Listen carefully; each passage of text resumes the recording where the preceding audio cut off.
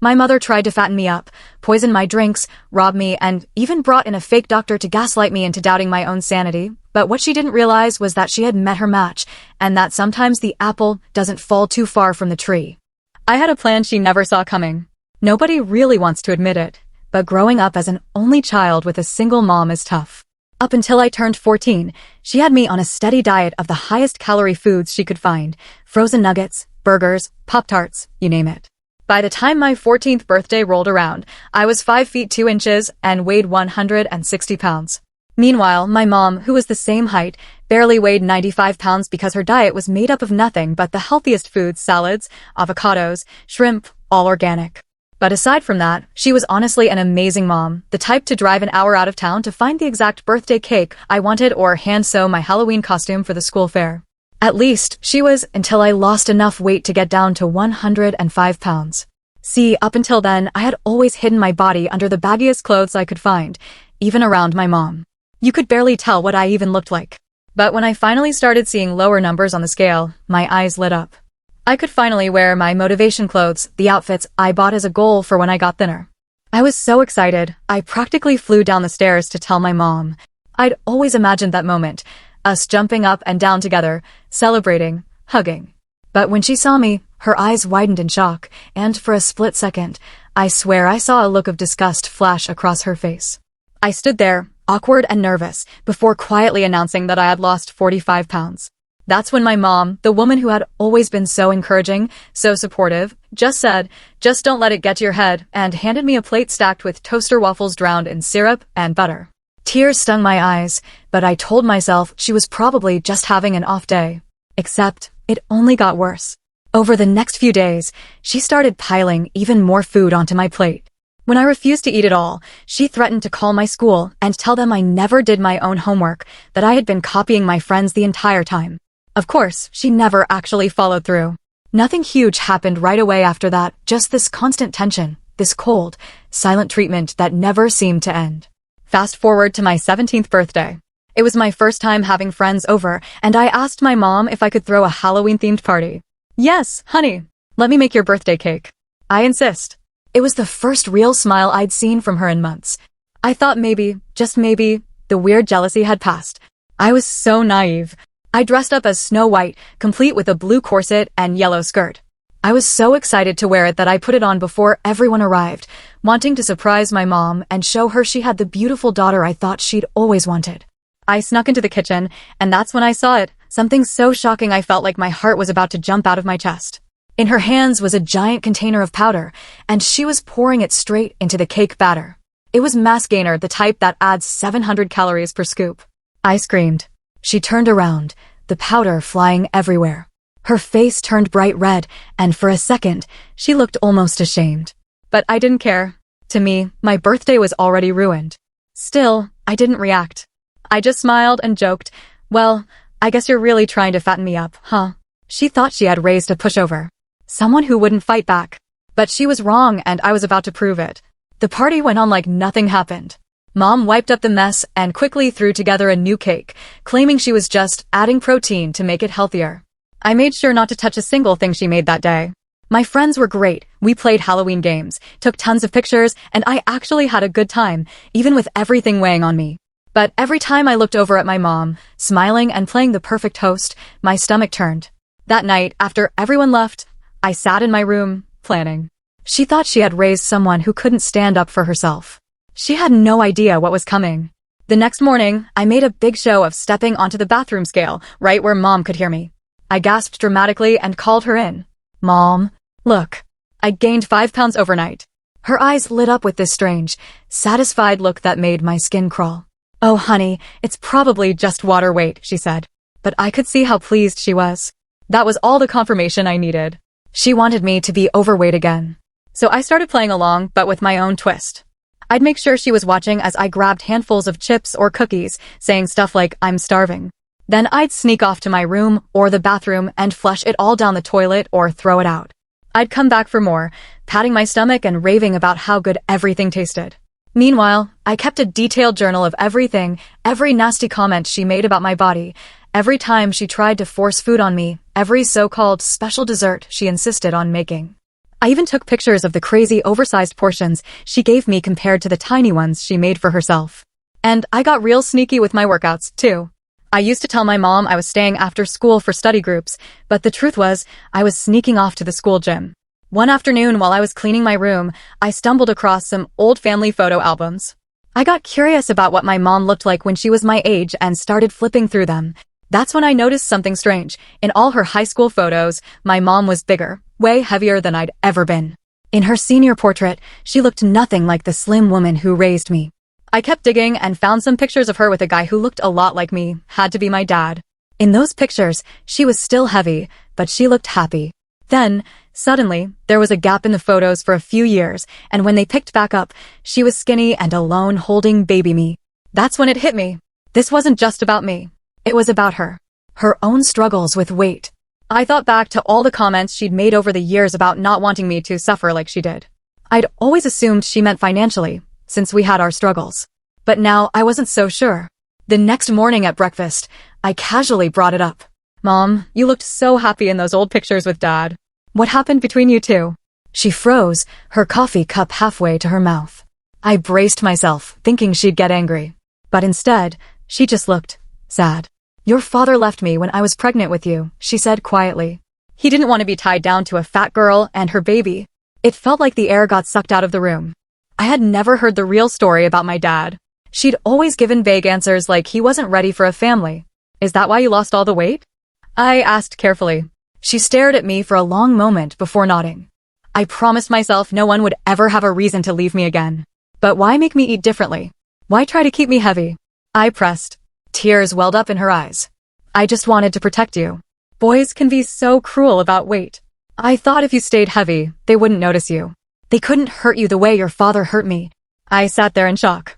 Her logic was so twisted, but in a weird way, I could almost understand how her trauma shaped it. Almost. Mom, you can't protect me by making me unhealthy, I said gently. And honestly, now I don't feel like I can trust you around my food. She broke down in tears. I thought maybe, finally, this would be a turning point. Maybe now that everything was out in the open, things would get better. I was wrong. You know how in therapy TikToks, people have these huge emotional breakthroughs and everything magically changes? Yeah. Spoiler alert, that's not what happened here. The very next morning, I noticed something weird about my orange juice at breakfast. It tasted off, not spoiled, just sweeter. I took another sip and noticed my mom watching me carefully from across the table. That's when it clicked. Did you put something in this? I asked, pushing the glass away. Just a little honey, she said innocently. I know you like sweet things. I dumped the rest down the sink when she wasn't looking. Later that day, I tore through our pantry and found a half-empty bottle of corn syrup hidden behind her stash of organic teas. Great. Now she was literally spiking my drinks with extra calories. That weekend, she made my favorite lasagna, but somehow it had double the cheese. When I only took a small serving, she actually got teary-eyed. I spent hours making this special for you, she said, voice trembling. The guilt trip was unreal. It felt like I was trapped in some messed up psychological game, my own mother basically playing Hansel and Gretel, trying to fatten me up. Every day turned into a battle over food. I needed help. So, of course, I turned to Reddit. I posted everything on r/relationships and was immediately flooded with responses. Most people were horrified, calling it abuse and telling me to move out ASAP. Easy advice to give, but not so easy when you're still in high school and broke. One comment stuck with me, though. It was from someone named Health Coach Linda. She suggested that instead of fighting my mom head-on, I should try getting an ally, someone my mom respected who could help talk some sense into her. I thought about it. The only person who fit that description was Aunt Tricia, my mom's older sister. They weren't super close, but my mom definitely respected her. Aunt Tricia lived about 2 hours away and always sent me $50 birthday cards. We weren't tight, but she seemed sane. I found her number in my mom's address book and nervously called the next day while my mom was at work. When she answered, I almost hung up. But I forced myself to explain everything. She's doing what? Aunt Tricia practically exploded over the phone. She got quiet for a minute, then said, I'm coming this weekend.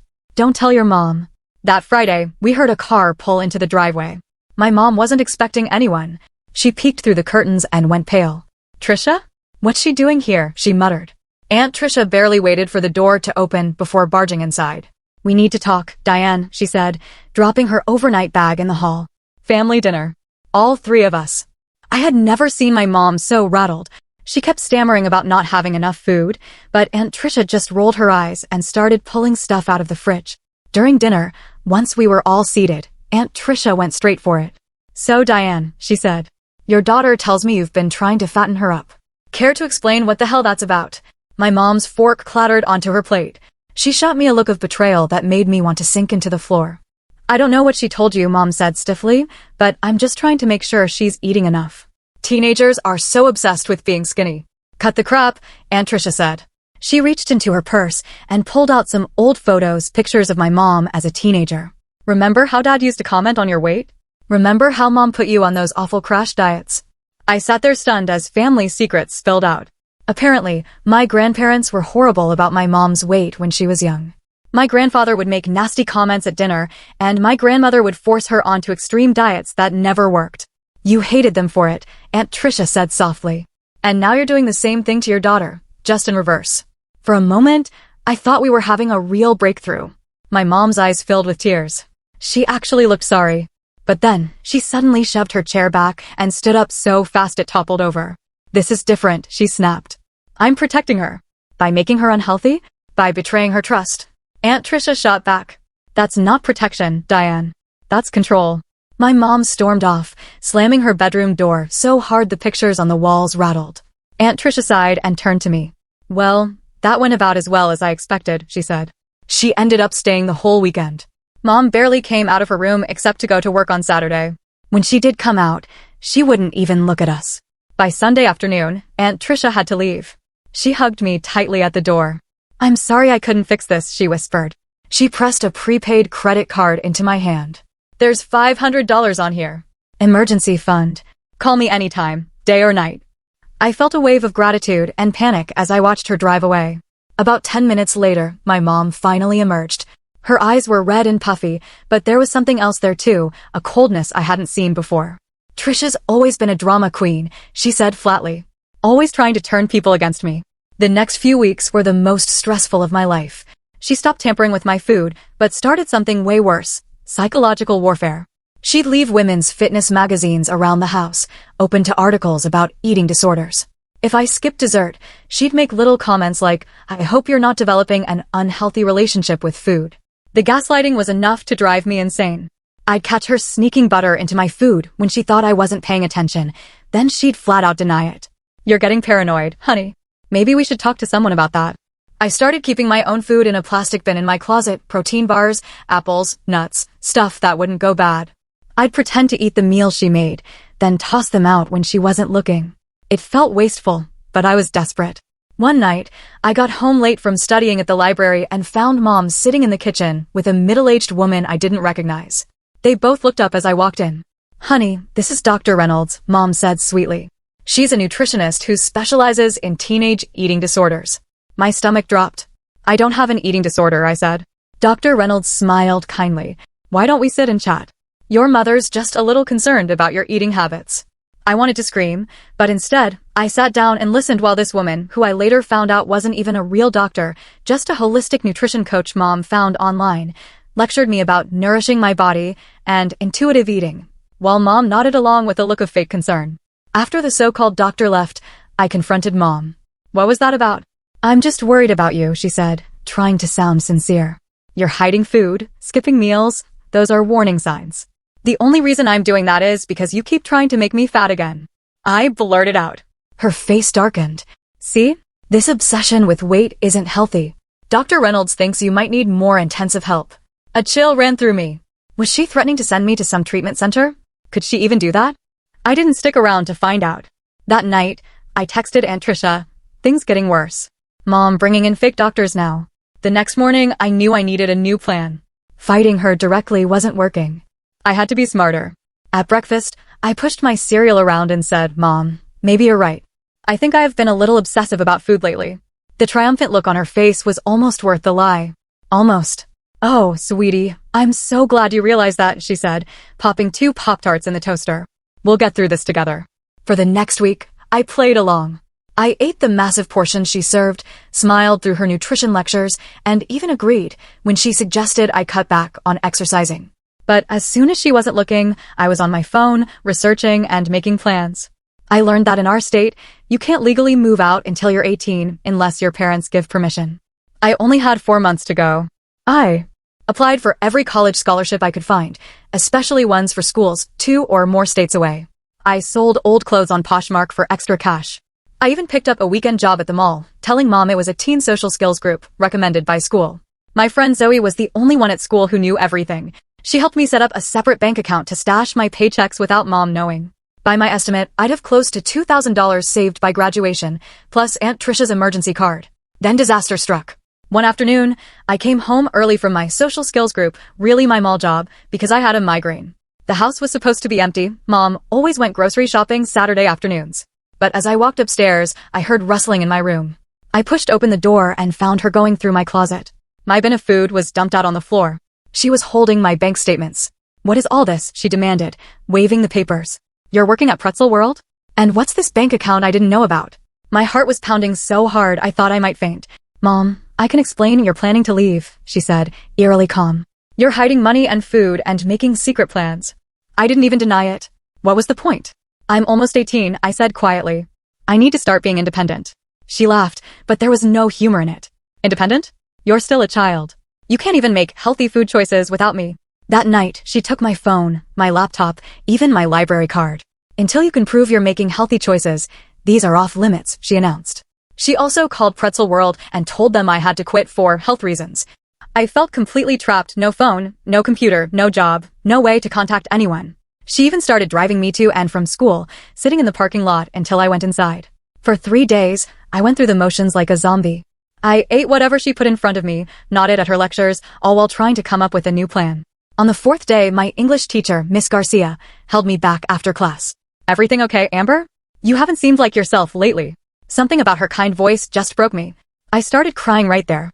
Between sobs, I told her everything, the food tampering, the control, the isolation. Miss Garcia listened without interrupting. When I finished, she handed me some tissues.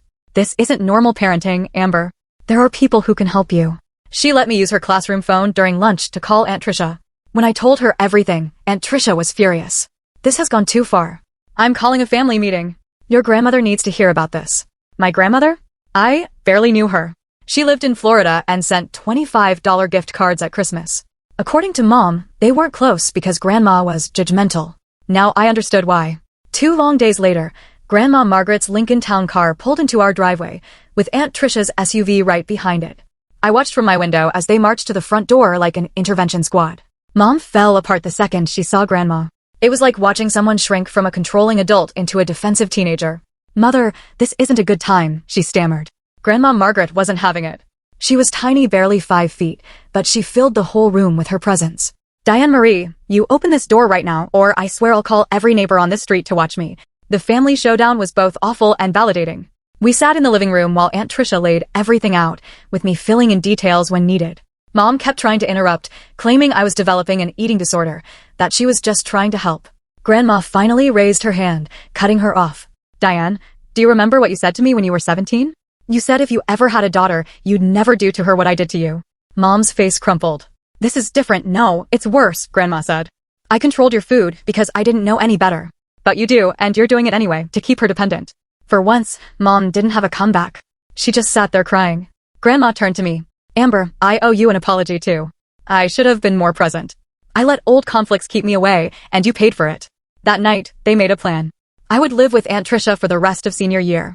Mom would start real therapy, not holistic coaches, and eventually, we'd do family sessions once she was ready. As I packed my things, Mom stood in the doorway looking lost. "I really thought I was protecting you," she said quietly. I paused, a stack of t-shirts in my hands. "I know you believe that. But Mom, you can't protect someone by controlling them." She nodded slowly. "Your father really did leave because of my weight, you know. He said he wasn't attracted to me anymore after I gained pregnancy weight." "Then he was a jerk who didn't deserve you," I said firmly. "But making me overweight wouldn't have protected me. It would have just made me miserable." For a moment, I saw real understanding in her eyes. "I'm sorry, Amber. I really am." I wanted to believe her. Part of me did. But trust is like a mirror. Once it's cracked, you can never unsee the cracks, no matter how much tape you use. When I carried my suitcases downstairs, Aunt Trisha was waiting. Grandma had already taken Mom out for coffee to discuss next steps. As we loaded the car, I felt this weird mix of relief, sadness, hope, and fear. You know, Aunt Tricia said as we pulled away from the house I grew up in, your mom's not a monster. She's a person who never dealt with her own trauma and ended up passing it on. I watched the house shrink in the rearview mirror. Do you think she'll ever really change? I asked. Aunt Tricia sighed. I don't know, honey, but what I do know is you broke the cycle. You saw it for what it was, and you fought back. That's incredible. As we drove to my new home, I thought about everything that had happened. Mom had tried to shape me out of her own fears. She used food as a weapon, trust as a chain. But she didn't win. I found my voice. I fought back. The future was uncertain. Would Mom really go to therapy? Could we ever rebuild our relationship? Could I ever fully trust her again? But those were tomorrow's problems. Today, I was proud of myself for choosing me. Living with Aunt Tricia turned out to be exactly what I needed. Her house was smaller, but it felt bigger somehow lighter. She worked as a real estate agent, so she was around a lot. The first night, she sat me down with a notebook. House rules, she said. 1. You make your own food choices. I'll keep the kitchen stocked, you decide what to eat. 2. Honesty. If something's bothering you, we talk about it. 3. You're almost an adult, so I'll treat you like one. Freedom comes with responsibility. It felt like someone lifted a 100-pound weight off my chest for the first time in years. I could finally just exist, no food battles, no mind games, just normal teenage stuff like homework and college applications. Mom started therapy the next week. Her therapist suggested we limit our contact for the first month while she worked through some of her issues. Honestly, I was relieved. I needed the space. When we finally had our first supervised visit at her therapist's office, Mom looked different, smaller somehow, less sure of herself. She handed me a letter she'd written during therapy. I don't expect forgiveness, she said quietly. But I want you to know I'm trying to understand what I did wrong. I took the letter but didn't read it right away. Some wounds need a little time before you can reopen them. Meanwhile, my life was finally moving forward. I got accepted to 3 colleges, including my top choice, with a partial scholarship. Aunt Tricia helped me apply for financial aid, and for the first time, I felt like my future was actually mine to shape. By the time prom came around in May, I'd been living with Aunt Tricia for almost 3 months. I hadn't planned on going, but my friend Zoe insisted we should go together as friends. We found these amazing vintage dresses at a thrift store and spent weeks altering them to fit. The night of prom, I was getting ready when the doorbell rang. I heard Aunt Tricia answer it, followed by some quiet conversation, and then a soft knock at my bedroom door. Someone's here to see you, Aunt Tricia said, looking a little uncomfortable. I walked into the living room, and there was my mom, standing nervously with a small gift bag in her hands. I heard tonight's your prom, she said, fidgeting. I wanted to bring you this. Inside the bag was a delicate silver bracelet with a small charm shaped like a bird. It's a phoenix, she explained, rising from the ashes. I thought it suited you. I didn't know what to say. Part of me wanted to reject the gift out of principle, but another part knew this was her trying, in her own way, to make amends. Thank you, I said, slipping the bracelet onto my wrist. It's beautiful. You look beautiful, she replied, her voice cracking. Healthy and strong and beautiful. We didn't hug, we weren't there yet, but as she turned to leave, she paused at the door. I'm proud of you, Amber, she said. Not because of how you look, just because of who you are. As I watched her walk back to her car, I realized something important. Mom had tried to control my body because she couldn't control her own pain. But in fighting for my independence, I gained something she never had, the strength to break a cycle. I closed the door and went back to getting ready for prom, the phoenix charm catching the light as I moved. The battle with my mom wasn't completely over. Real healing would take time, honesty, and probably way more therapy than either of us could imagine.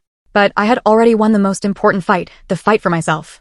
Now, all I had to do was survive high school graduation, pick a college, and figure out how to manage this strange new relationship with my mom. No pressure, right? Living with Aunt Tricia was amazing in ways I hadn't expected. She worked odd hours as a real estate agent, but always made time to check in with me. The weirdest part was how normal everything felt. She never commented on what I ate, never watched me during meals, and she really treated me like an adult. You need a ride to school tomorrow, she asked one morning while making coffee. I have an early showing but can drop you off first. Nah, Zoe's mom is picking me up, I said, grabbing an apple from the fruit bowl, something I could do now without thinking twice. Perfect. Oh, and your mom's therapist called. They want to schedule another session next week if you're up for it. I hesitated. The last session had been awkward, but not terrible. Mom had listened while I talked about how her food control had affected me. She cried a lot. Yeah, I guess that's fine, I said, trying to sound casual even though my stomach tightened instantly. Aunt Tricia must have noticed. You don't have to go if you're not ready, she said gently. No, it's okay. I think it's helping, I answered, even though I wasn't completely sure. But I was trying. The next therapy session felt different. Mom seemed calmer, less defensive. Dr. Barnes, the therapist, had us do an exercise where we took turns finishing sentences like, I feel hurt when. And I need you to understand that. When it was Mom's turn, she looked me straight in the eye and said, "I feel terrified when I think about you leaving for college because I don't know who I am without being your mom." That hit me hard. In all my anger and hurt, I'd never really thought that maybe she wasn't just controlling, maybe she was scared. "I need you to understand that I can still be your daughter without being under your control," I told her. Dr. Barnes nodded approvingly. "That's exactly right, Amber. Diane, your relationship with Amber doesn't end when she goes to college. It just changes form." After the session, Mom asked if I wanted to grab coffee. I almost said no out of habit but decided to give it a shot. We sat at a small table by the window of a local cafe, both of us sipping our drinks carefully like they might explode. "I've been doing a lot of work in therapy," she said after a moment. "About your father. About my parents. About everything." I nodded, not sure what to say. "I found some old pictures," she said, pulling out an envelope and sliding it across the table. "Thought you might want to see them." Inside were photos I'd never seen before, my dad holding me as a baby, both of us laughing at the camera, him pushing me on a little swing set, Mom and Dad together, smiling with his arm around her. "You told me he left when you were pregnant," I said, confused. Mom stared into her coffee. "He did leave then. But he came back when you were about 6 months old. Stayed for almost a year before leaving for good. Why didn't you ever tell me?" I asked. "I was ashamed," she said quietly. "I thought, if you knew he left after meeting you, it would hurt worse than thinking he left before. And honestly, I was still so angry at him. I didn't want to share any good memories." I studied the photos again. There was definitely a resemblance around the eyes and chin. For years, I'd wondered what he looked like, whether I looked like him. "Is he still alive?" I asked. "As far as I know. Last I heard, he's in California. Remarried. Has stepkids." I slid the photos back into the envelope, unsure how to process everything. Part of me wanted to be angry she'd hidden this, but mostly, I was just tired of being angry. "Thanks for showing me these," I said. "I have more at home if you ever want to see them. And I'd understand if someday you wanted to reach out to him." That surprised me. The old mom would have never said that. The weeks leading up to graduation flew by. I got confirmation of my financial aid. I'd be attending State University about 3 hours away. Close enough to visit, but far enough to really be on my own. The scholarship and financial aid would cover most of the costs, and I could pick up a part-time job to help with the rest. Aunt Tricia even helped me shop for dorm supplies, turning it into a whole event.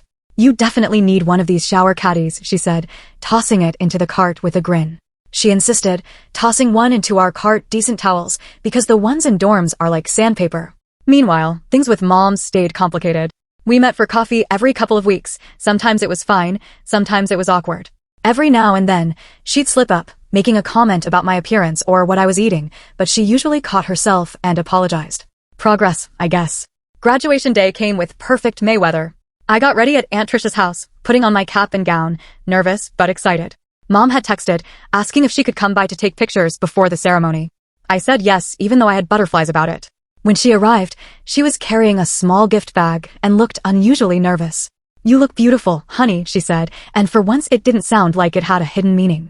"Thanks, Mom. I got you something. It's not much, but," she said, handing me the bag. Inside was a leather-bound journal with my initials embossed on the cover. The first page had a handwritten note, "For new beginnings and your own story. Love, Mom." I blinked back tears. "It's perfect. Thank you." We took photos in Aunt Tricia's backyard, Mom, Aunt Tricia, and me, then just Mom and me, then some silly ones where Aunt Tricia made us pose like superheroes. At the ceremony, they sat together. It felt weird seeing them side by side, but it was kind of nice too. When they called my name to get my diploma, I heard both of them cheering. Afterward, we went out to celebrate at my favorite restaurant. No comments from Mom about carbs or portions or anything about food. Just normal conversation about college plans and my friends' summer jobs. It felt almost normal. As we finished dessert, which Mom neither pressured me to eat nor avoid, she cleared her throat nervously. "I've been talking to my therapist about what happens when you leave for college," she said. "And I wanted to run something by you." I tensed slightly, bracing for the control to come back. I was thinking, maybe I could visit campus sometimes? Like once a month for lunch or something, she rushed to add. "Only if you want. And I'd always call first." I thought about it. Monthly visits seemed reasonable. "That might work," I said. "Let me get settled first, though, okay?" She nodded, looking relieved. "Of course. And maybe you could come home for some weekends? If you want." "Maybe," I said, not committing, but not refusing either. Aunt Tricia jumped in, smiling. "And my house is always open, too. Anytime you need a break or just want to visit." I smiled, genuinely touched. "Thanks. Both of you." That summer flew by in a blur of preparation. I worked at a local coffee shop to save extra money, spent time with Zoe and my other friends, and started running in the mornings not to lose weight, but because I liked how it made me feel. Mom invited me over for dinner a few times. Her house, my old house, felt smaller somehow. She'd redecorated my old room into a home office, but kept some of my childhood stuff on the shelves. It wasn't as weird as I expected. One evening in late July, she asked if I'd help her clean out the attic before I left for school. I agreed, curious about what we might find. It was dusty and hot up there, even with a portable fan. We sorted through old boxes, Christmas decorations, winter clothes, random household stuff she'd forgotten about. Then I found a box labeled Diane High School. Inside were yearbooks, photos, and notebooks. I opened a yearbook from her senior year and found her photo easily. She looked different, heavier, sure, but also sadder somehow. Nothing like the confident, slim woman who raised me. You can look through those if you want, she said, noticing what I'd found. Though, fair warning, the fashion was terrible. I flipped through pages, finding pictures of her in a band uniform, at prom with a guy who wasn't my dad, standing by lockers with friends. Normal teenage stuff. Were you happy in high school? I asked. She sat down beside me, fanning herself with an old magazine. Sometimes, but not often. Kids were cruel about my weight. Dad was worse. Grandpa? I asked. She nodded. He used to make comments at dinner, joke about how I'd never find a husband if I didn't slim down. She shook her head. Mom would put me on crazy diets, grapefruit for every meal one week, cabbage soup the next. That sounds awful, I said. It was, she admitted. I swore when I had kids, I'd never do that. She let out a bitter laugh. Instead, I did the opposite. Kept you heavy, so boys wouldn't notice you. So stupid. Why didn't you ever tell me any of this? Pride, I guess. And shame. She pulled out another photo album. Here's your dad when we first met. The photo showed a younger version of him, tall, kind of lanky, with my same dark hair. He liked that I was curvy, she said softly. Said there was more to love. Then, after I got pregnant, he changed. Started comparing me to thinner women. I studied the pictures, trying to reconcile everything with the anger I'd carried toward her for so long. It didn't excuse what she'd done, but it helped me understand it a little better. I really am sorry, Amber, she said, closing the album. I know I've said it before, but I mean it. I messed up. I let my issues hurt you in awful ways. For the first time in months, I reached out and took her hand. I know, Mom. College move-in day came faster than I expected. Aunt Tricia insisted on driving me, with Mom following in her own car. They helped me carry boxes and bags into my tiny dorm room, arranged my bed, hung curtains, and stocked my mini fridge. Text me when you get settled, Aunt Tricia said, hugging me tight before heading out to give Mom and me a moment alone. Mom stood awkwardly by the door, looking around. It's nice. Cozy, she said. It's smaller than my closet at home, I joked. But it's yours. She smiled, a real smile that reached her eyes.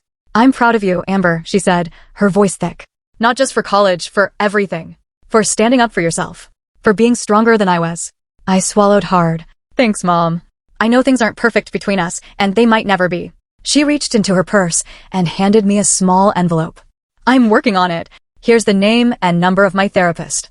And I found a counseling center here on campus, just in case you ever want to talk to someone. I took the envelope, touched. Thanks. I appreciate that. One more thing, she said, pulling out a credit card. Emergency only. And yes, I promise not to track your purchases.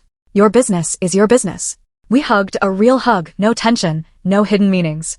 Watching her walk down the hallway, I felt something I hadn't expected. Hope. Hope for my future, and maybe even for our relationship. That night, my new roommate Madison and I went to a freshman mixer in the dorm lounge. Groups of people hovered awkwardly around the snack table, trying too hard to seem cool, but secretly terrified. I grabbed a plate, put some chips and veggies on it, no internal battle, no calorie-counting voice in my head. Just normal hunger. Normal food. So, where are you from?